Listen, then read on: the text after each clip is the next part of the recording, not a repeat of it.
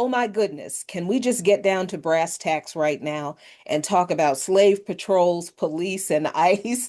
Because the historic, political, and ideological lineage of bipartisan population control between these three systems, very, very important for us to get clear because of what is going on in Minneapolis, in Texas, in New Orleans, and other cities where the Trump regime is horrifying and evil, and certainly must be stopped. What they're doing right now in these cities across the country with ICE and the police, the people in the streets trying to disrupt these kidnappings and protect people from violent abuse and assault and even shootings, maimings, and murders committed by these armed and masked goon squad members is fantastic to see. I'm happy to see it.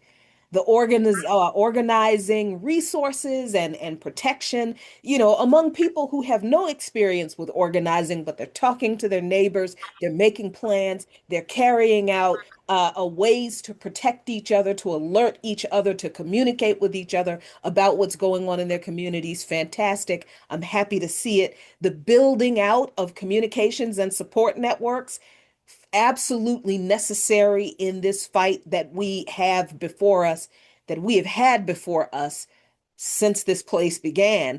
It is wonderful to see all of this organizing and activity and solidarity among the people in the communities.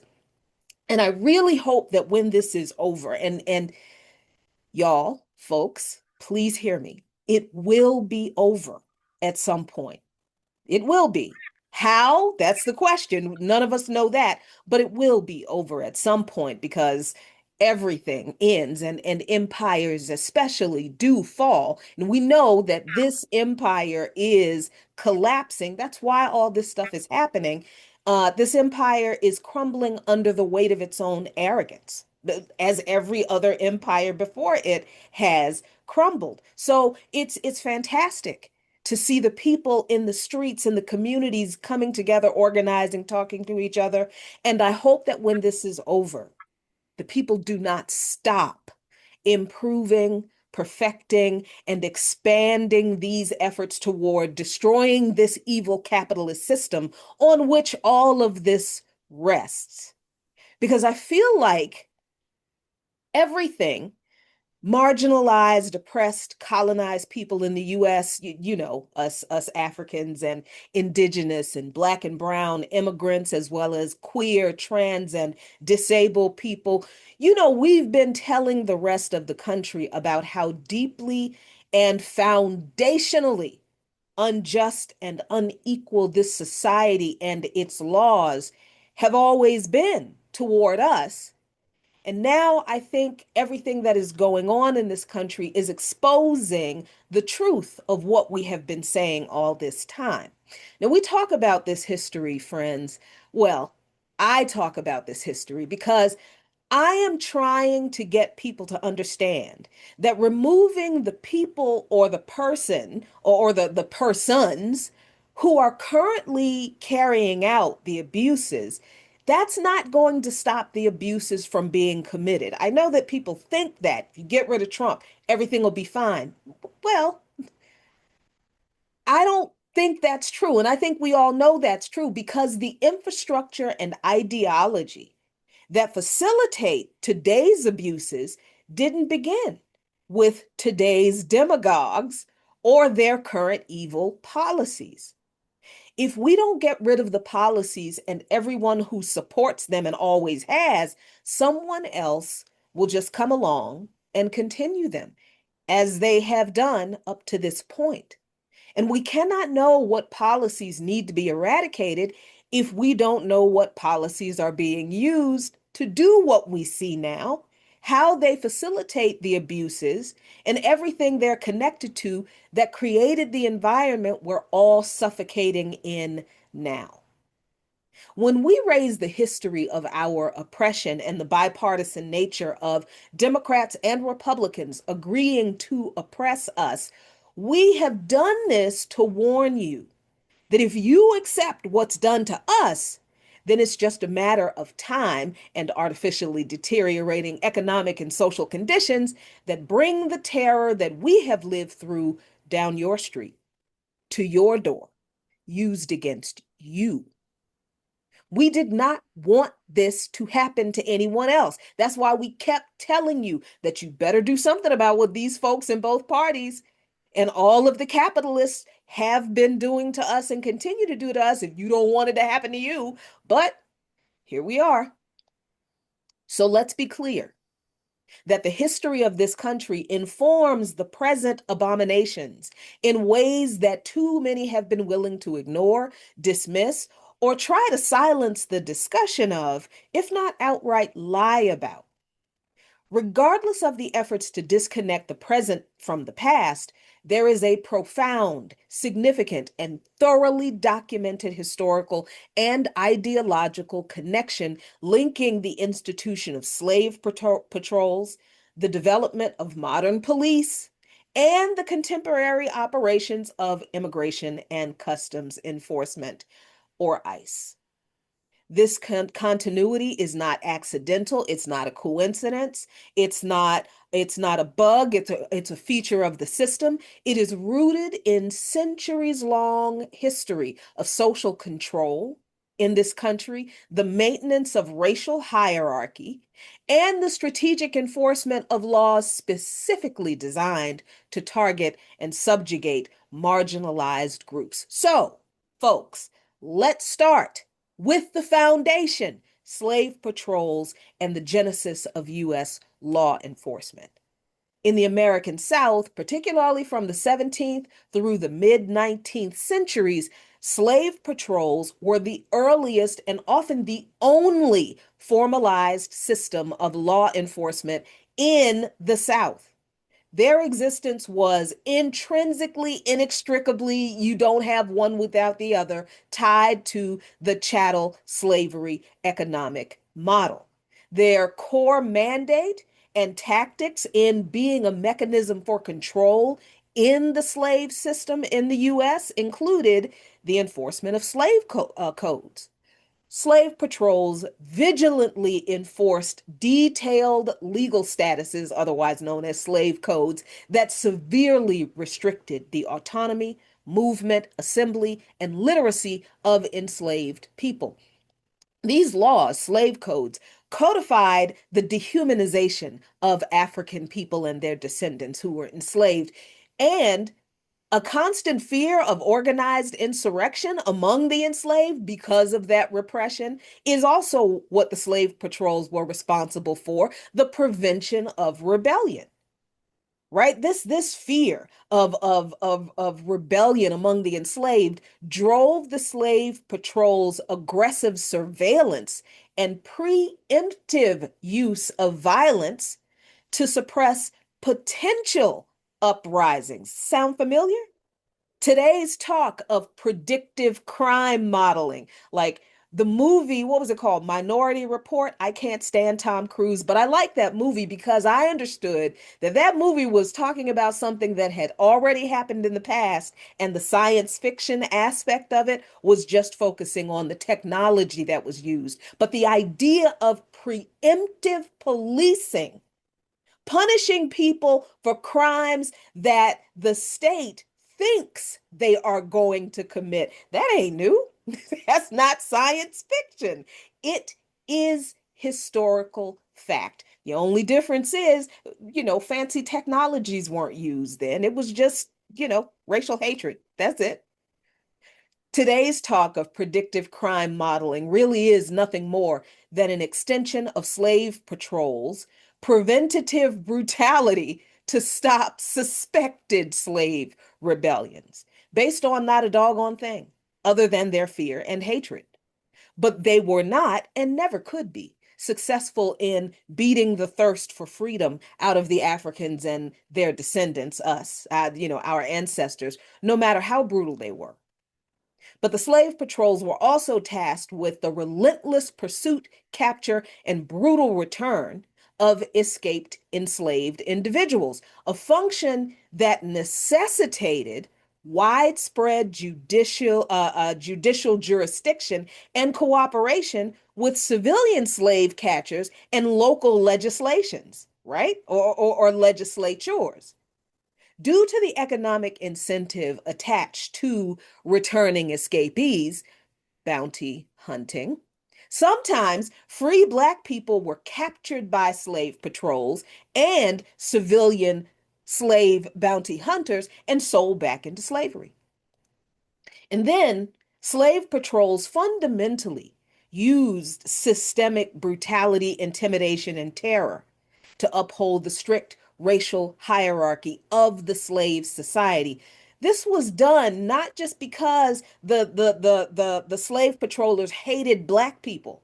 This was not done because of anti-Blackness. This was done to uphold the economic and social hierarchy, which kept enslaved people and their descendants on the absolute bottom of both the economic and the social hierarchy for the ideological benefit of the slave owning class and for their material benefit as well.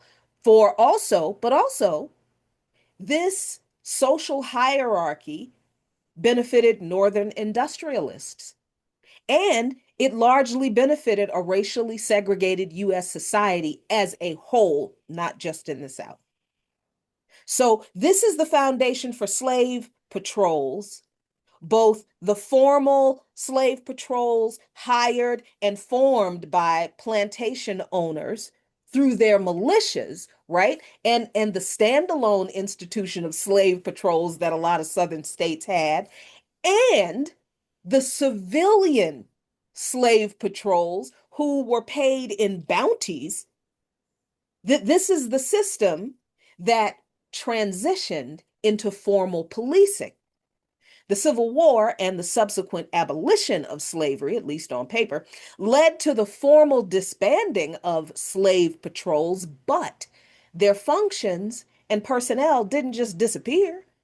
They evolved, and very quickly were integrated into the emerging structures of formal policing post-Civil War, especially across the former Confederacy. The spirit of slave patrols as population control was immediately codified through new legislation like the Black Codes and later Jim Crow laws. So there were new laws with the same old intent that were enforced through now this new policing apparatus.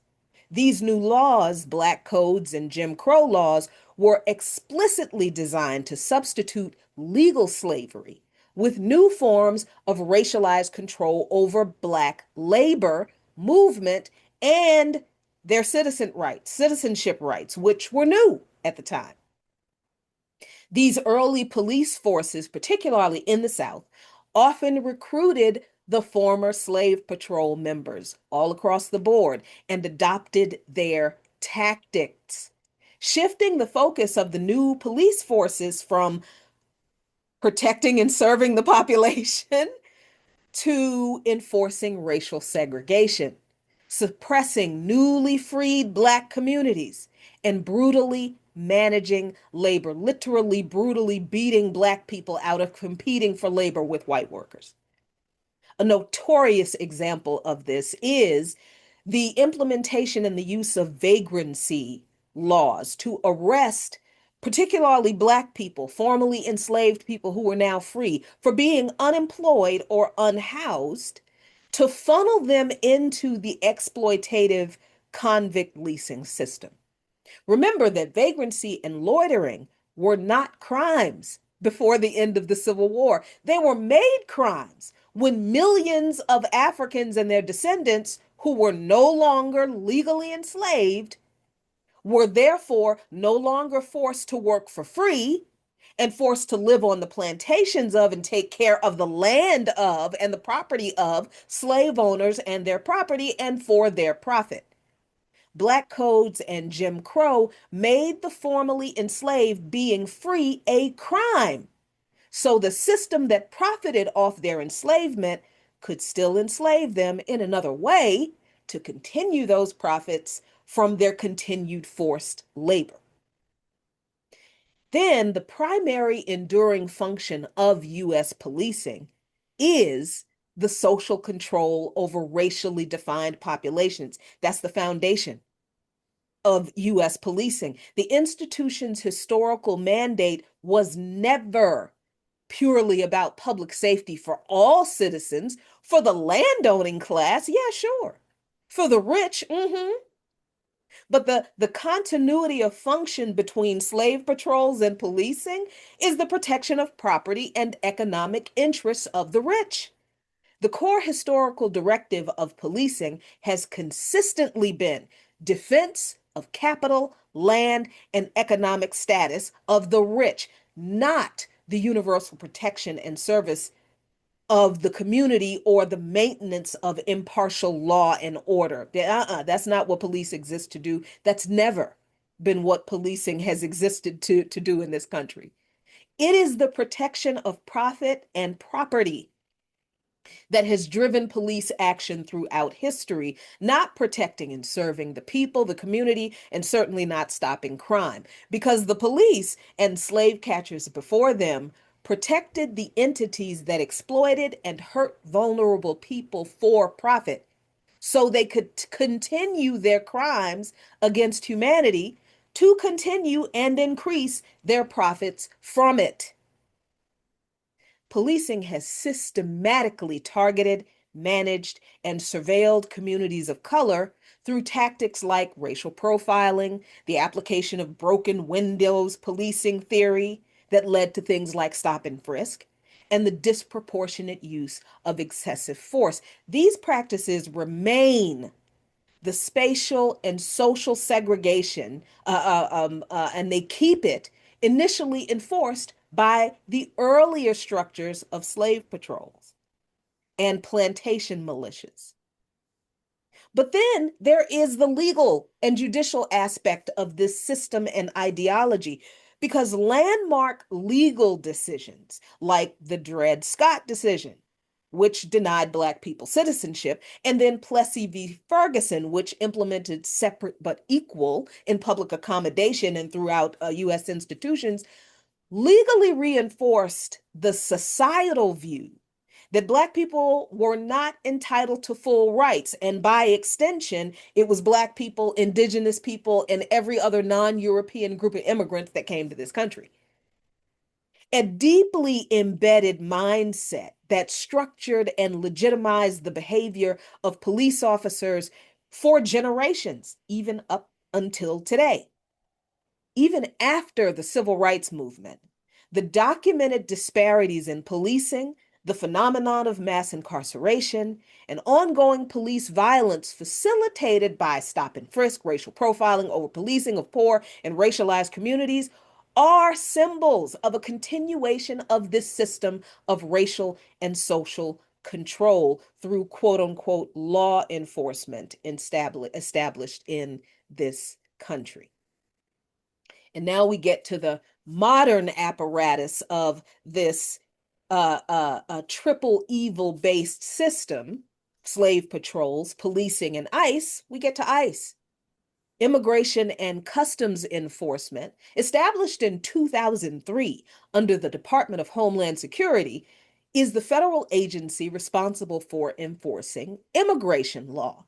Its contemporary practices like mass detentions, aggressive deportations, family separations have drawn forceful and kind of obvious historical comparisons to the operations of slave patrols and other historical modes of racial control.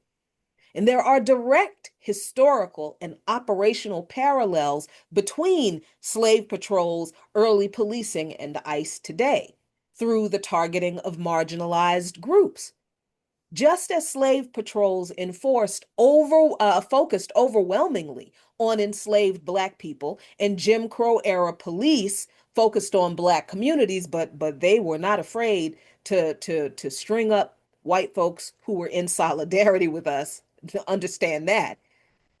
Today's ICE operations disproportionately target specific racial and ethnic groups like Latino people. Now they're targeting Hmong people, immigrants, obviously Haitians, Sudanese, Somalians, anybody who's not white presenting. And if you get in their way and you're white presenting, they'll snatch you up too or shoot you in the face. Then slave patrols were the physical arm enforcing the rigid boundaries between slave and free.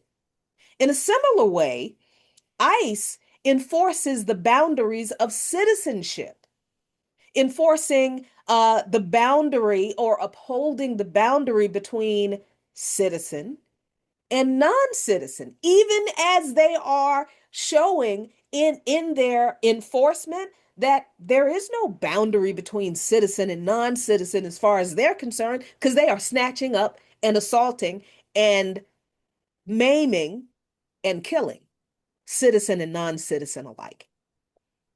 Both functions are central to defining who belongs and who does not, often with deep racialized outcomes that primarily affect people of color, but today extends to expressing politicized outcomes, with people expressing dissent or resistance to these policies among the targets. Not at all unlike the Red Scare anti-communist terrorism that went on in this country during the World War II era and later. But then all three systems rely on pervasive surveillance, the threat or reality of incarceration, detention, or jail or prison, and the threat of family destruction through the sale of enslaved people or through deportation as central mechanisms to compel compliance and maintain the established racial, social, economic, political hierarchy. And some of ICE's aggressive tactics, like large-scale workplace raids and the historical practice of apprehending individuals during routine traffic stops or localized arrests, strongly mirror the manhunt methods used by slave patrols to search for and apprehend escaped enslaved people. You see how ICE is chasing people down, tackling them, dragging them along the ground, boxing their cars in, dragging people out of stores, going to schools, kidnapping people in schools, or literally snatching people off the street. That's slave catcher behavior. And I don't know, I don't believe that y'all didn't see that when you saw it at first. You knew what it was. Some of you just didn't want to admit that what it was. That's what it was. But we must. Because if we are going to eradicate the scourge from our society and build something better, we have to be honest about what it is we are fighting. We have to be honest about what and who it is that is at war with us. Can't win if we don't know who we're fighting. So these systems are not only connected historically, they're also connected through a continuation of that historic racist ideology upheld in current law and its enforcement. The current enforcement structure unifies local police and federal immigration agencies, mirroring historical patterns of surveillance and control over racialized groups. This is not new. Again, the only thing that is new is the technology and probably the uniforms, the hardware, because this fusion that we see now of the police working with ICE, this stems from policies like the 1986 Immigration Reform and Control Act, the 287G agreements, and something called some secure communities. Now, collectively, these modern measures significantly broaden the scope of deportation and monitoring by explicitly linking local policing to federal immigration enforcement. The Immigration Reform and Control Act of 1986, or IRCA, was landmark U.S. legislation that sought to control illegal immigration by imposing employer sanctions, fines, and penalties for companies that hire unauthorized workers, increasing border enforcement and offering legalization or amnesty to undocumented immigrants who arrived before 1982. Plus, it provided for special provisions for farm workers to protect them, right? To allow them to continue to work here in this country. It required employers to verify worker status using the I-9 form, making it a significant shift towards employer responsibility. But its complex design, and it really wasn't its complex design. It was that the capitalists were like, no, it's too hard for us to make money off this people. Let's stop doing this. But the key provisions of IRCA that make it one of the reasons people remember it is the sanctions against employers for knowingly hiring, recruiting, or referring for a fee people who are unauthorized to work in the U.S. and requiring the verification of worker identities and eligibility through using the I-9 form and the amnesty program, the legalization program that granted legal status, permanent residency to undocumented immigrants who had resided continuously in the U.S. since January 1982, and to provide specific protections for agricultural workers. And the legislation even included an anti-discrimination clause that was supposed to prevent discrimination against unauthorized workers based on their national origin or citizenship status. The IRCA was the most significant immigration reform in this country in decades, establishing employer responsibility for verifying employment eligibility, and the pathway to citizenship provided through the legislation was groundbreaking. Now, the US government did not stop its illegal and immoral interference in the countries that people immigrate from, which is why people immigrate from their home countries in the first place. U.S. foreign policy in the global south has destabilized multiple countries, propping up actual dictators who steal from the people, exploit their labor, carry out violent repression against opposition, and destabilize the economy and society with austerity policies that favor the wealthy landowning few and further impoverish the landless working class and poor populations. But this immigration policy from 1986 seemed to be more humane than what we have even now, even though the U.S. was actively destabilizing Nicaragua, El Salvador, Grenada, Honduras, and others between 1981 and 1986. These interventions in Latin American countries absolutely didn't contribute to, caused the immigration of their besieged populations to the US. So if US politicians were really serious about solving illegal immigration, they would simply stop illegal interference in other countries. But the capitalist dictators in the US and their European friends can't steal and profit from other people's resources if they mind their own business. Now, can they? No, they can't, so they won't. But did you know that it was Republican racist President Ronald Reagan who signed the 1986 Immigration Reform and Control Act into law? It's true.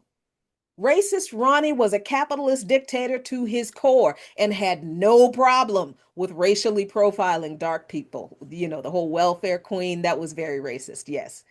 But his commitment to maintaining the American standard of capitalist dominance that he and his friends benefited from drove him to provide some level of protection to the class of exploited immigrants that this government's foreign policy drove to the U.S. border, that his administration's policy had a big old hand in driving to the U.S. border. Look up Ronald Reagan and Nicaragua. Uh-huh. Today's Trump-Publican Party would never agree to such legislation because it isn't fascist enough, quite honest. But you know those immigration policy, you know whose immigration policy was more restrictive and more in line with what today's Republican Party would love than Ronald Reagan's? Bill Clinton's immigration policy. Yep. Because while President Reagan's 1986 amnesty law is remembered, and the amnesty provision is the reason why people remember it, because who would have thought that racist Reagan would have been this reasonable? But Bill Clinton's 1996 Illegal Immigration and Reform and Immigration Responsibility Act, or IRA as it's called, fundamentally reshaped U.S. immigration enforcement, creating the massive deportation system that exists and is being deployed today. Unlike Clinton's welfare and crime bills, and we've talked about those a little bit, but you need to go back and look at what Bill Clinton did to working class poor and racialized people in this country through his welfare reform and the crime bills and the Telecommunication Act. We've talked about it a little bit, but maybe we'll talk about it a little bit more as the months go on through this year. But his immigration legislation, IRA, has not been widely relitigated in the public. And the few attempts to revise or replace the bill among legislators have quietly disappeared because Democrats are really just not about that equality, justice, and truth and righteousness life. I'm just going to say it because there's no use in continuing to be coy about it. Democrats are not our friends. IRA, reviled by most immigration experts, made more people deportable and fewer people eligible for legal status. It dramatically expanded the types of crimes for which legal immigrants, including green card holders, could be deported, applying these changes retroactively. This stripped many longtime residents of their right to appear before a judge, fast tracking them to deportation. Clinton did that, not Reagan. The 1996 law also made it easier to deport others, like people apprehended near the border, and reduce the discretion of immigration judges and executive branch, leading to, guess what? A rise in deportations. Clinton's IRA legislation expanded the type of crimes even legal immigrants could be deported for. Before 1996, deportation was primarily for serious felonies like murder and rape, and you had to be convicted of those felonies. Clinton's legislation added 17 aggravated felonies, including theft, counterfeiting, and receiving stolen property with a 5-year sentence. The IRA then lowered the required sentence for theft and forgery to 1 year, including probation. So you could be deported if you got convicted of theft and forgery and were sentenced to just 1 year. You were getting deported. And the year could include a year of probation. Deported. These changes significantly increase the number of immigrants, documented or not, who were eligible for removal. Now we go to Trump's first administration. His immigration executive orders didn't create these things. These things already existed because of Bill Clinton's legislation. So Trump's first administration's executive orders on immigration further expanded what was already there, established by Clinton, by targeting undocumented immigrants merely charged with any offense. That is really the only thing Trump added, did differently, did extra in his first administration in regard to immigration. He just issued an executive order that said, no, we're going to deport everybody who's charged, whether they have actually been convicted, whether they've actually seen, had their day in court or not. If you're arrested for an offense, out. And we're going to get to how that happens. Because if somebody is arrested for an offense, don't the police have to be involved? Yes, they do. And we're going to get to that. But along with broadening the definition of deportable crimes, Clinton's 1996 Act called for the mandatory detention of immigrants convicted of aggregated felonies pending their removal. As a result, the average daily number of immigrants held in detention centers skyrocketed from 6,785 in 1984, I'm sorry, 1994. I cannot believe this number, to 19,458 by the time Clinton left office. This legislation was signed into law in 1996. Many were held in private for-profit facilities. Now you know we got to have a little conversation about that, because the for-profit private facilities that profited enormously from the continued IRA enforcement and expansion under Obama and Trump. Public Citizen, the publication, reported back in 2019 that federal immigration and corrections policies in the Trump and Obama administrations have resulted in a windfall for private government contractors. 10 large contracting firms working for 5 federal agencies. This was from 2019 now. Implementing federal immigrations, corrections, and detention policies received, ooh, get ready, y'all, $2.32 billion with a B in federal contract revenue in 2018, up 17% from nearly $2 billion at the start of Donald Trump's first term, and more than double the 942 million those same companies received in 2013. Those contracting firms run detention facilities and prisons. They transport detained migrants by plane. We talked about those planes in a couple of shows ago last year. Provide security guards and build technological systems for U.S. immigration and corrections agencies, among other activities. Now, these estimates were from 2019. You know, that amount of money has probably tripled at this point. So now we're probably talking about close to $6 billion or more. Going to have to go look up and see if anybody has done a current analysis of the amount of money that's being spent on these private contractors that have these government contracts to torture, abuse, rape, and murder immigrants.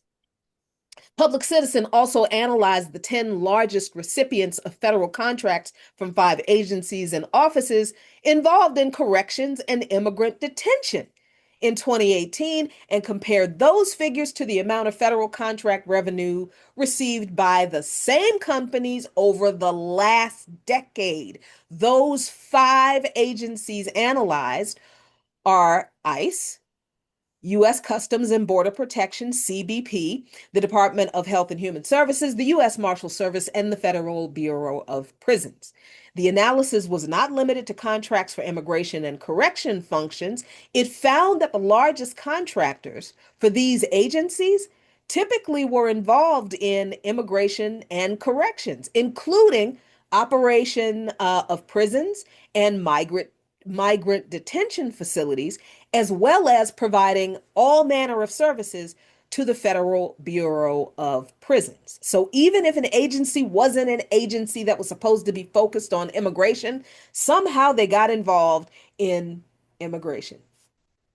The analysis also shows that this spending began rising during President Barack Obama's second term, coinciding with a surge in migrants from Central America.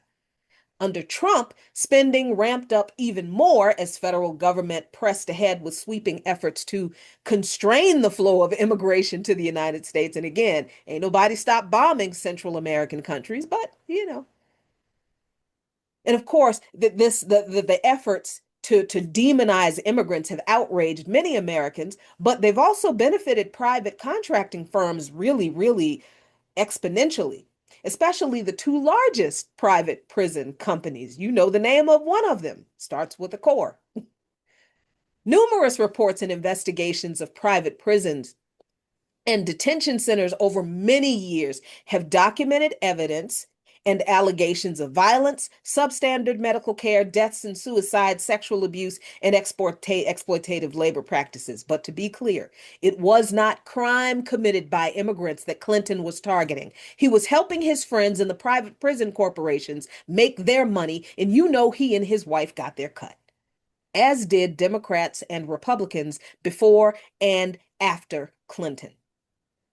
Starting at about 40-ish years ago, the U.S. government began to delegate to private corporations the power to operate federal prisons and immigrant detention facilities. In early 1980s, under the Reagan administration, the Immigration and Nationalization Service, INS, the predecessor of ICE, was among the first federal agencies to contract with for-profit corporations to run detention facilities. Advocates of private contractors claimed that they could save taxpayer money while relieving prison overcrowding. But of course, that's not what happened. And we know that's not what happened. The private prison industry has just kept growing through both Democrat and Republican administrations despite all of the well-documented abuses, and thrived as border crossings have surged over the past 15 years because US imperialism, as you are also now seeing, has not only never stopped, but it has just gotten on steroids.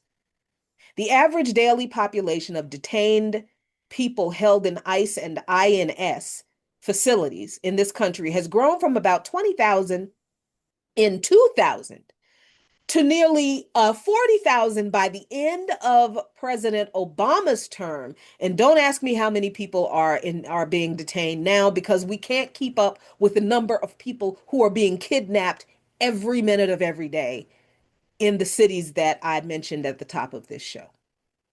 And of course, these companies and many more, and the politicians and capitalist dictators behind and invested in them, are making a killing out here kidnapping and killing people on the streets of the US now to fill those beds in those detention facilities. Furthermore, Clinton's legislation, IRA, severely restricted pathways to legal status for authorized immigrants. It just made it harder for people, even people who were documented, to avoid deportation. So the long-term effect of IRA, signed into law under Bill Clinton, was a shift from deportation in this country being rare, because it was rare at one time, to a common, daily, everyday, this is just what we're going to do occurrence, while the same government is bombing the heck out of the countries people are immigrating from and acting as if they don't know why all these people are coming to the US border. They're lying to you from top to bottom. Combined with increased border spending and post 9/11 reorganization into the Department of Homeland Security, IRA's legal framework built a formidable machinery that increased annual deportations from around 70,000 in 1996 to 400,000 during the Obama administration. Then there are other programs like the 287G program, which the first Trump regime's immigration executive order called for a rapid expansion of the program, which meant that Trump didn't create it. The program was already there because it was a part of the IRA legislation. What is it? The 287G program of the Immigration and Nationality Act became law as part of IRA in 1986. The 287G program has state and local law enforcement officers collaborate with the federal government to enforce federal immigration laws. In the past, the 287G program had been too costly for a lot of local police departments, but it has historically targeted individuals with little or no criminal history. And it has really obviously done a horrible thing toward immigrant communities. But it's also just made the police look like the jackbooted thugs that they've always been, right? But it was in place as part of the original Clinton era IRA legislation. So this partnership between U.S. ICE And the 287G program and state and local agencies turns local police into ICE agents, authorizing selected officers to identify, arrest, and process certain people for immigration enforcement and ultimately deportation. Now, the ACLU has challenged the 287G program for years, and these programs have been redeployed under this new Trump administration, obviously, but they were already in place. And under the Obama administration, because of the cost to local police officers, only about 37 police or 32, 37 participating state and local law enforcement agencies participated in the 287G program under the Obama administration.